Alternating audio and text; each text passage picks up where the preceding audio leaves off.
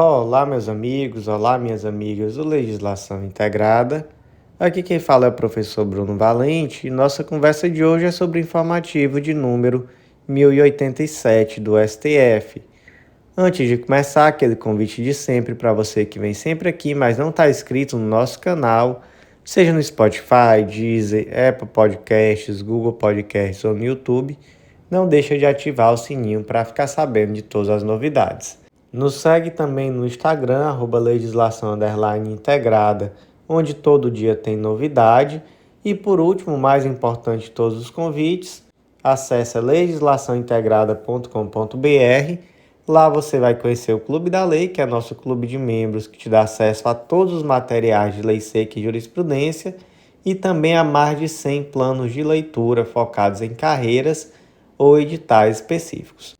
Quer conhecer esse método de estudar a legislação e jurisprudência de forma integrada e de uma forma também muito mais organizada, dinâmica? Vem conhecer o Clube da Lei e vem fazer parte. Por último, gente, só para avisar, em breve teremos uma grande novidade. Estamos dispostos agora a te ajudar em todas as fases do teu estudo.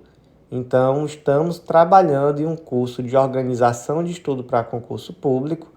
Com certeza vai te ajudar demais a se organizar e a ter resultados de forma muito mais rápida e a ter um processo de estudo muito menos estressante. Então, nos acompanha nas redes sociais que vamos trazer essas novidades.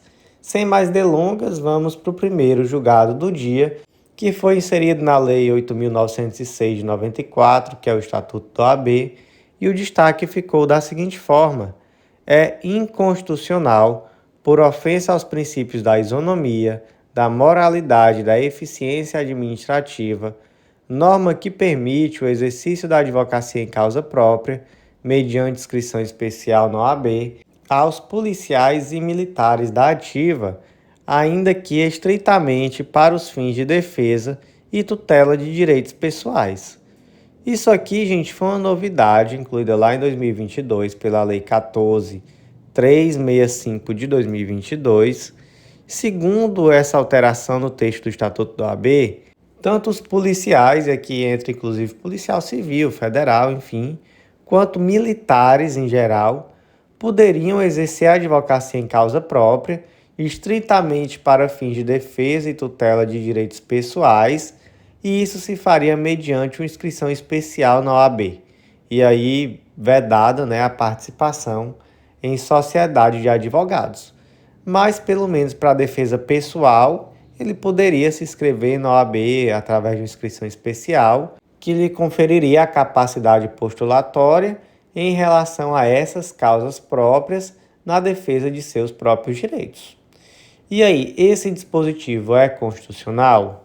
A STF entendeu que não, porque primeiro entendeu que as restrições ao exercício da advocacia impostas a militares e a policiais em geral também não ofendem a Constituição, porque essas incompatibilidades têm exatamente a função de resguardar a liberdade e a independência da atuação do advogado, e não seria compatível essa atuação na advocacia com a subordinação hierárquica que é própria dos quadros militares ou dos quadros policiais em geral. Então, não seria possível um advogado estar sujeito ao poder hierárquico que é próprio de um policial. Esse é o primeiro ponto.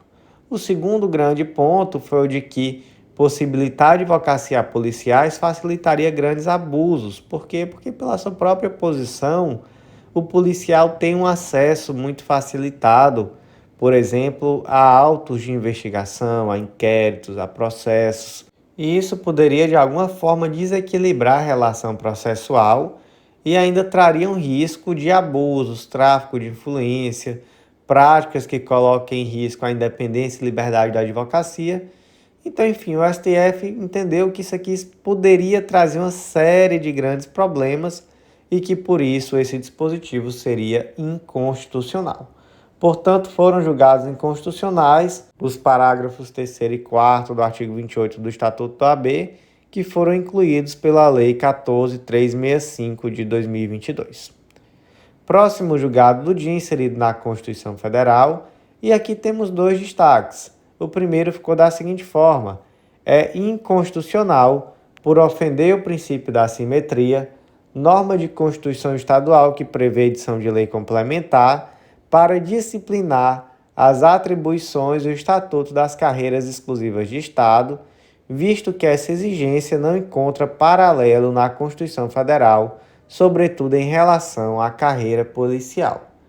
Por que isso aqui é inconstitucional? Por um simples fato de que o artigo 144, parágrafo 7º, diz que a lei disciplinará a organização e funcionamento dos órgãos responsáveis pela segurança pública, de maneira a garantir a eficiência de suas atividades. Ou seja, o artigo 144, parágrafo 7º da Constituição Federal, diz que cabe à lei disciplinar essa organização e funcionamento, enquanto esse dispositivo da Constituição do Estado do Paraná, que foi inclusive o 33, parágrafo 9º, exigiu lei complementar.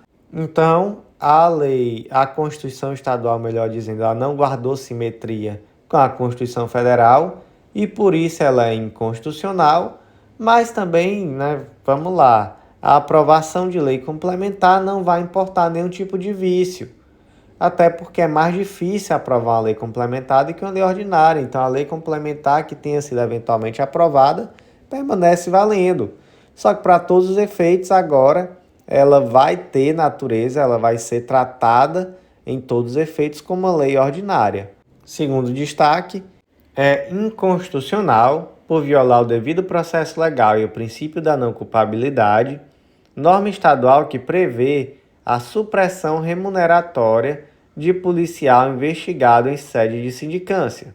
Não obstante, o afastamento do acusado deve ser analisado à luz do caso concreto, com observância às garantias constitucionais do contraditório e da ampla defesa.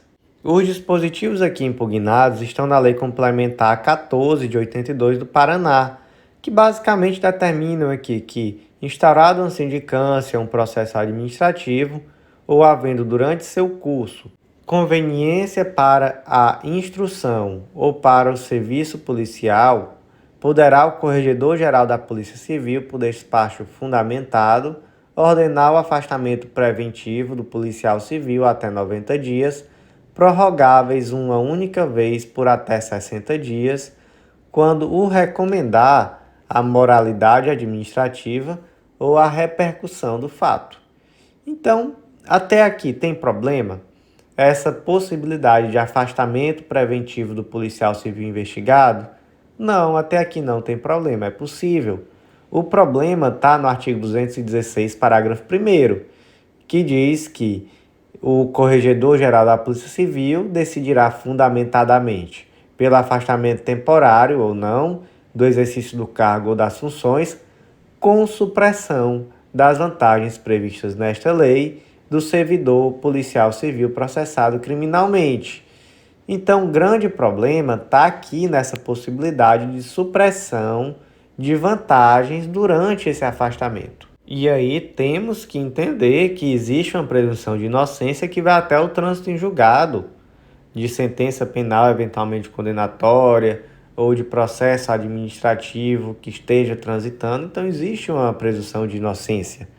E não é possível, enquanto houver essa presunção de inocência, que exista uma supressão de pagamento de salário, de remuneração.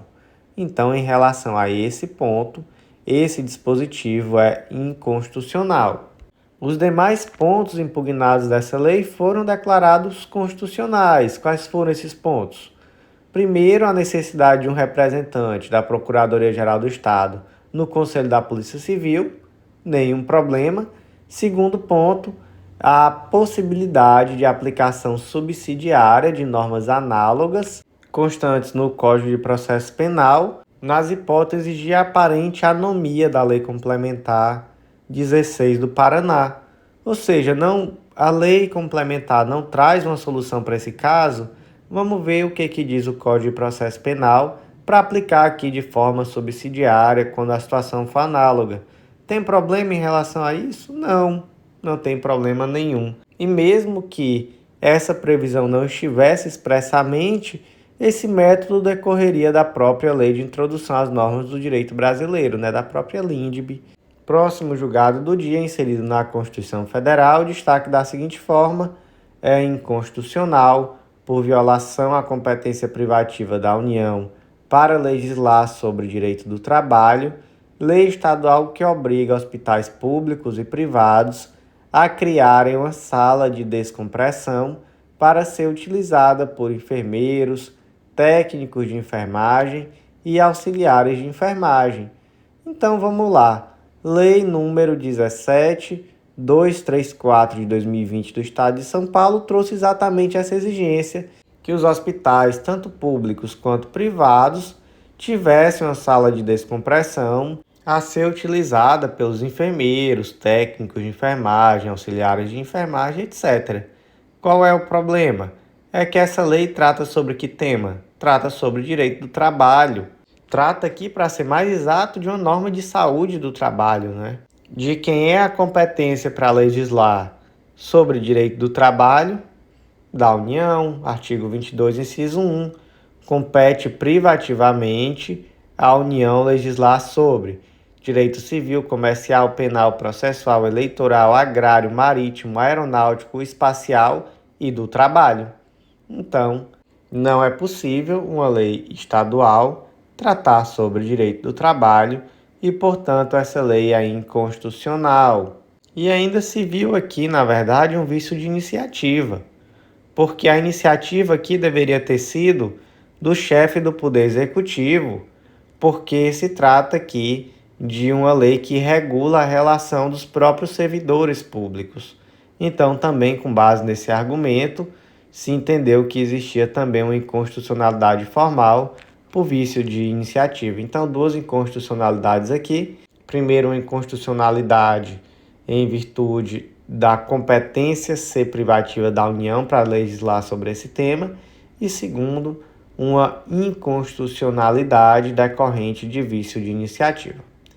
Próximo julgado do dia, inserido na Constituição Federal, e o destaque aqui ficou da seguinte forma: encontram-se presentes os requisitos para a concessão da medida cautelar, pois a plausibilidade jurídica quanto às alegações de que a norma cearense em debate não oportunizou a devida participação do Poder Judiciário e do Ministério Público cearenses no ciclo orçamentário para o exercício de 2023 e há perigo da demora na prestação jurisdicional, porque na execução mensal do orçamento público do ente cearense, a norma impugnada renovou a inconstitucional limitação da autonomia financeira do Poder Judiciário e do Ministério Público estaduais, outrora verificada na LDO 2022. Então, o que aconteceu aqui? A lei número 18.159 de 2022 do Estado do Ceará previu que as despesas da folha complementar do exercício de 2023 não poderiam exceder 1% da receita anual da folha normal de pagamento de pessoal projetada para o exercício de 2023. E aí, dentre todos os órgãos, entes, etc., incluiu aqui o Ministério Público e o Poder Judiciário nessa vedação. O dispositivo é constitucional? A STF entendeu que não, por quê? Porque o Ministério Público e Poder Judiciário possuem autonomia financeira. E a eles não foi dada a possibilidade de participar da formação dessa diretriz.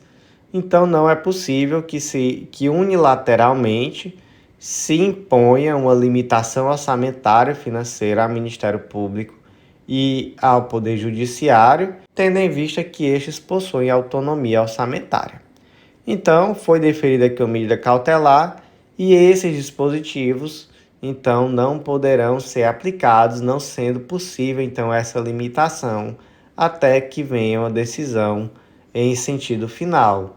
Destaca-se ainda que na ADI 7073, que foi aqui recentemente comentada, foi fixada inclusive a tese de que é inconstitucional a limitação de despesas de folha complementar do Ministério Público Estadual do Ceará em percentual da despesa anual da folha normal de pagamento, sem a devida participação efetiva do órgão financeiramente autônomo no ato de estipulação em conjunto dessa limitação na LDO.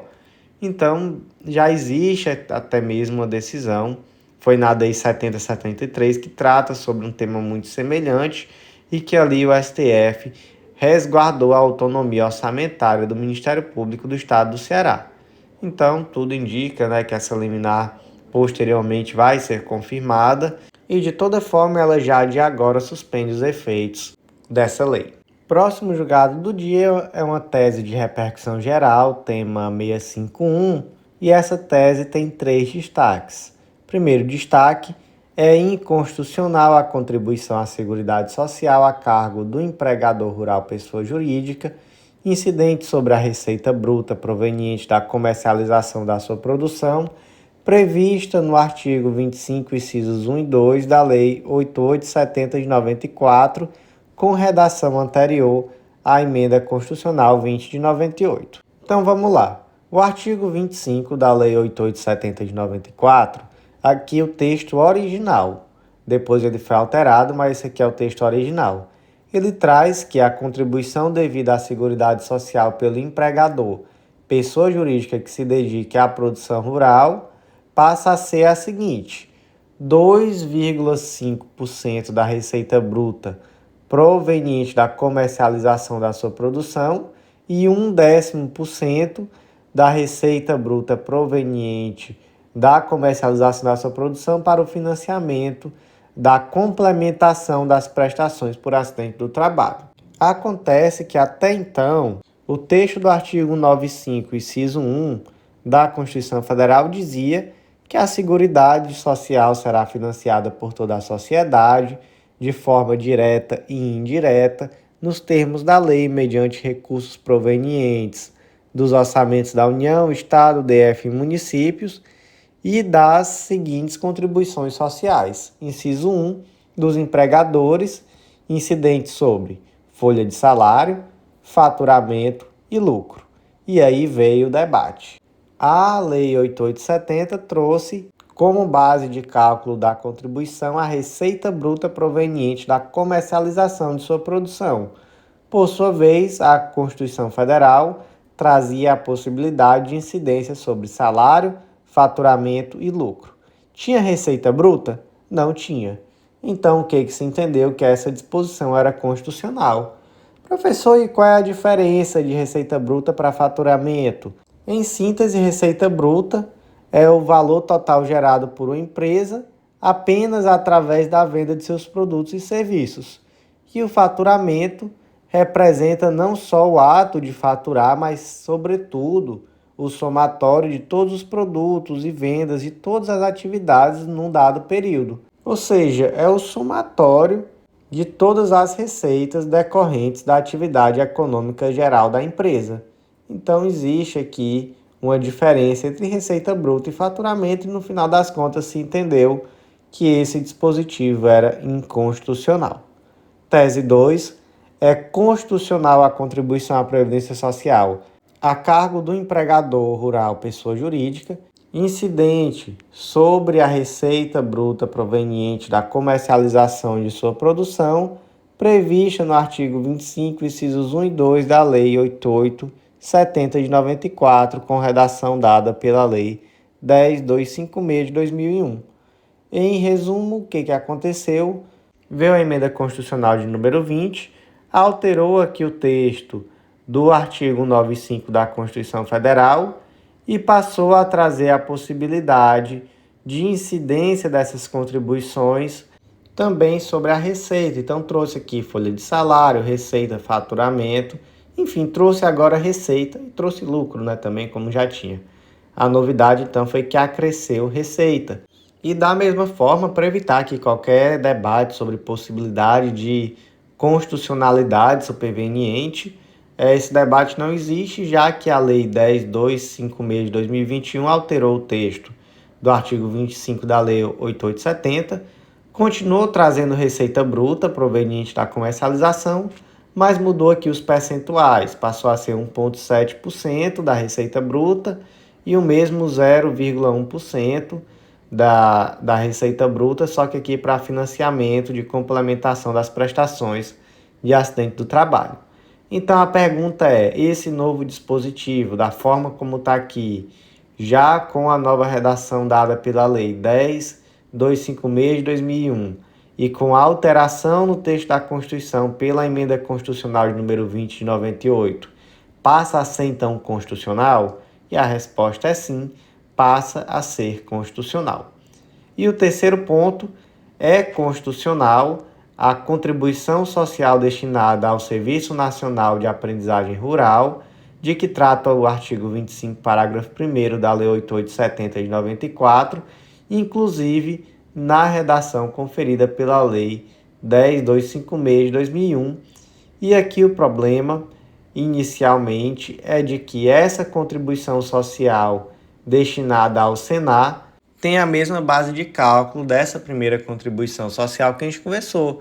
Então, aqui é de 0,1% incidente sobre receita bruta proveniente da comercialização da produção do empresário rural.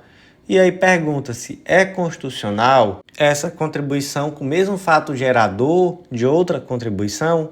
A STF entendeu que sim, que é possível sim essa superposição tributária sobre fatos geradores idênticos, já que essa contribuição social devida ao Senar, ela tem inclusive previsão constitucional, então não existe nenhuma impossibilidade nessa cumulação desses dois tributos que são igualmente previstos na Constituição Federal, mesmo que eles tenham o mesmo fato gerador. Os próximos julgados do dia foram inseridos na Lei 9430 de 96 e se trata de um ADI e de um recurso extraordinário, onde se fixou uma tese de repercussão geral, tema 736, mas que tratam, na verdade, da mesma questão.